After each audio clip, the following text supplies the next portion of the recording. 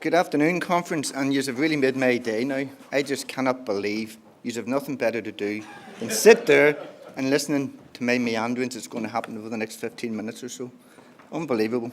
Especially when I'm standing here as the last speaker between you and your barbecues and the cool beer on the patio. But thank you very much. I have to pay tribute to your endurance for that. And I'd like to thank Cameron as well for inviting me to do a short presentation to you. Probably be the only one I'll ever get off him after this here. But sure, we'll see how it goes. For the next 10 or 15 minutes or so, I'd like to just run through what Cameron tasked me to do was about how you motivate staff. And there was some bemusement in the office when they heard, what? Because my leadership style might fall foul of health and safety considerations at some point. But there was a bit of amusement over it anyway. But I'd never really stick to the script, so I want to go off piste for a wee second. And I will meander through quite a lot of things. Some things will be uncomfortable for board members, chairpersons, chief executives. Certainly, Kerry has brought a smile to the HR directors' faces today, and I'm going to bring a frown to the finance directors by the time I'm finished, and those who are the budget holders, because some of it is uncomfortable, but we'll see how it goes, and maybe there'll be some feedback from me at the end of it. Just going off pace for a wee second, does it work? This might work. But it's just to set into context where I'm coming from in terms of Ark Housing Association as a homeless service provider. Just want to sort of very, very quickly, I'm not going to go into the detail of this here, but all organisations like ours, many here, will have charitable objectives like that. They're no different across the piece.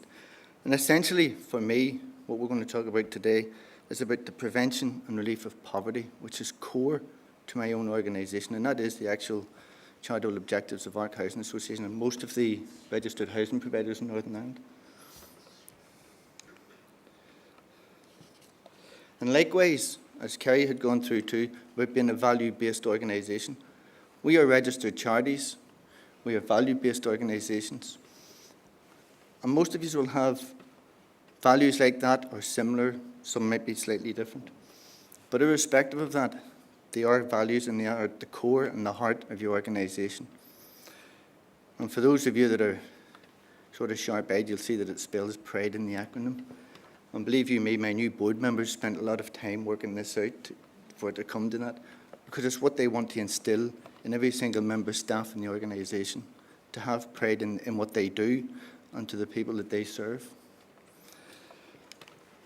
When I was younger, a wee bit more radical probably when I first joined the housing executive, I'd have reacted to all the calls from the trade union reps back then, and it was down pen, lads, we're out on strike. We did have pens then because there was no computers or tweeting or anything back then. It was just pen and paper as we did it. So off you went and you marched out the door with very little commitment to or any real cause to do it. It was just an extra day off work. But a wife, a mortgage, 2 kids later, not putting an end to that sort of behaviours. However, there are some times when there is a cause or an issue that crosses your path that you feel it's right to stand up and make a stand and do a bit of shouting about. So I'm delighted that Cameron has given me this opportunity to stand on my soapbox, even though you mightn't be able to see me down here. What I want to do is talk about the issue of in-work poverty and the growing concerns around it, about low wages, and hopefully to promote the introduction of the living wage rate within our sector. But there's a number of myths going about, and there always has been. It doesn't matter whether it's today, a century ago, or will be in the future. There will always be those who will support the status quo. And a lot of it will come from industry employers' perspective, but a lot of it is often scaremongering. There's little real evidence to support their assertions, a lot like those assertions that's there on that slide. They are mythical. There's no research to back it up. And as always, the facts always reflect a totally different picture. For those employers who have stood up and challenged the status quo, the facts speak for themselves, and the business case has been very well made. Paying the living wage does make sense, and I'd suggest that it's also critical to the future business growth and development of your organisations. It has been argued, however, that this is not the right time to consider it. Things like the living wage, I would ask you all here, when is the right time? Certainly this is set against the backdrop in the current economic situation. There are austerity measures from central government. We understand that, we know it is the reality. It does look like it's a perfect storm. However, I would suggest that it takes real leadership to navigate through the current difficult situation. And it'll require a long-term and more strategic view of the future if we're going to solve this problem. You may not be able to see the detail of these slides, but they're not really that important, they're just showing a trend. But what I wanted to do is to highlight some of the real key messages that are coming from the next couple of slides. For the first time in the history of the welfare state, in-work poverty now outstrips workless households, and that is the fact. 2011, 2012, that's when that change occurred. The safety net of the welfare state now appears to be providing more income protection for non-working households at a higher level than that's being provided through low-paid employment. The results are obvious. There's going to be a lower income tax take. There's going to be lower disposable incomes for households. There's going to be higher demands on in-work benefits, such as working tax credit, and the problems go on from there. In relation to our children, those two trends, one is showing you the level of poverty with children in relation to both household debt and non-household, so it's taken their housing cost in, and the trend has been pretty static all the way through those years. We are not making inroads into in-work poverty.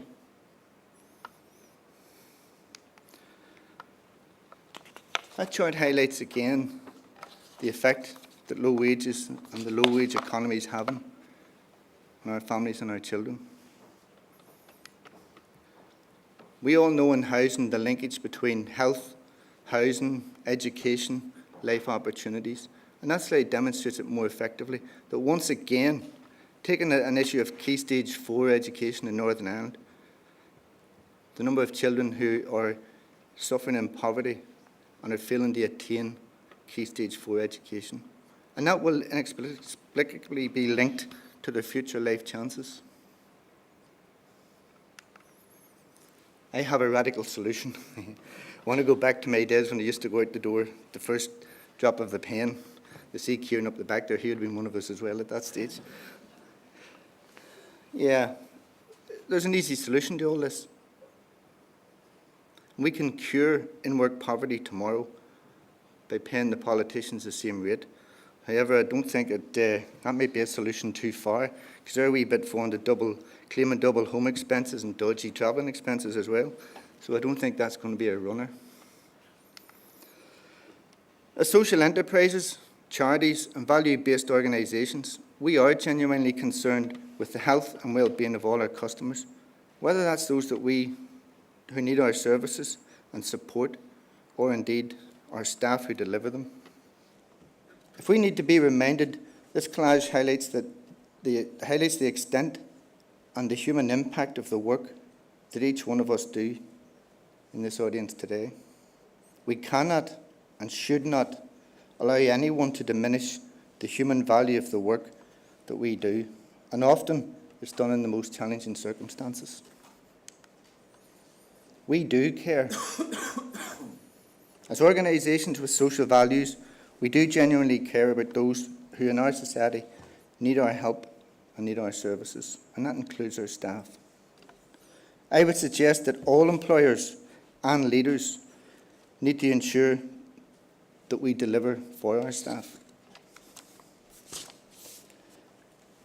Many of us here will have the awards on the walls and the trophies in the display cabinets, but how many of us are still paying less than the living wage to our employees? Well, this is where the finance directors all get annoyed, because how much is all this going to cost, living wage? To me, the real question is not about how much it costs to introduce the living wage rate. It's the cost of what it'll be if we don't. And that relates to terms like retention, recruitment, training, qualified staff, experienced staff, and delivery of excellent services. Because we all are regulated. We will be regulated in the future. We will have standards to meet. Our staff are being asked to deliver some of the most difficult services in the most difficult of circumstances. And we give them minimum wage or low-cost wage. This is an example that illustrates the differential between the national minimum wage and the living wage. It's not a lot. £1.34 an hour. Wow. Sounds like you're really going to go out on the town with that. But to an employee who's on the national minimum wage, it is a substantial difference over a 37-hour week. I've did a comparator there, and it's probably uncomfortable for some, but that doesn't matter. Performance-related pay for a typical director in this sector. And bearing in mind that quite recently the Belfast Telegraph did an expose, in inverted commas, in relation to the chief executive salaries in the third sector and the charities. Some startling information was given, some startling information was hidden, but irrespective of all of that, just take a typical director whose performance-related pay at 5 or 10% a year isn't subject to whether or not you can get an additional uplift on your supporting people contract or anything else. But you're quite happy to hand out $5,500 for his performance, for doing his job, his or her. And that goes to chief executives as well, myself included, but I'm not on performance-related pay to that extent. I have, like in Kerry's organisation, the exact same performance review that every one of my staff have. Scored the same, measured the same, with the same level of income comes out of it. No different than anyone else. So why would you want to become a living wage employer? It's very useful to remember that the national minimum wage is not a substantive assessment of the value rate for any job.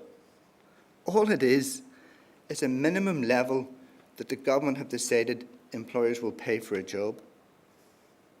And as a consequence over the years, we now have the perverse situation where the national minimum wage has readily become the rate for the job, and contract awards are being made and based on the national minimum wage. And we are submitting to commissioners of services bids that reflect the national minimum wage. We need to think clearly about what it is we're doing. The business case is clear, and that the need for the national or the living wage rate is undisputed. It's not about the cost, but I do recognise and realise that cost is a factor to be considered. The barriers to anyone paying the living wage rate are very, very few in reality. It's simply a question of social justice and morality.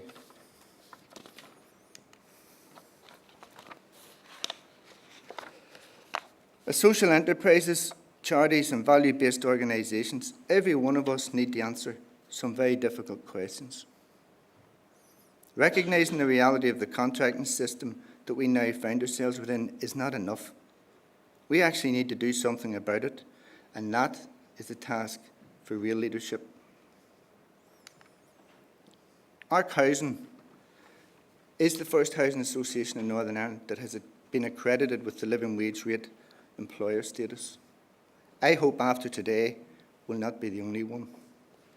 In Northern Ireland at this moment in time, there are only 3 organisations that have achieved living wage rate employer status.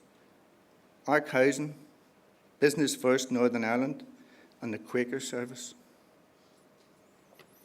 Many of you may already be paying the living wage rate or higher, so achieving the living wage rate will not be, or living wage rate accreditation, it won't be an additional expense to you.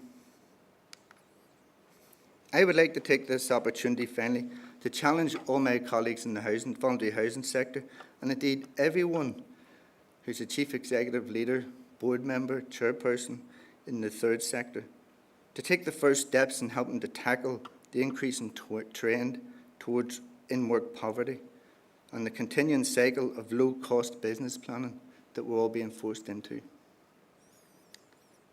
This is a challenge to all of the sector leaders, at board and senior management level. One employee on less than the living wage rate is one employee too many. The social enterprises and charities, value-based organisation, there is a moral obligation on each and every one of us to redress that social injustice. So finally, thank you for taking the time to listen to me. They may not be sleeping, but everybody's going very quiet. Thanks very much.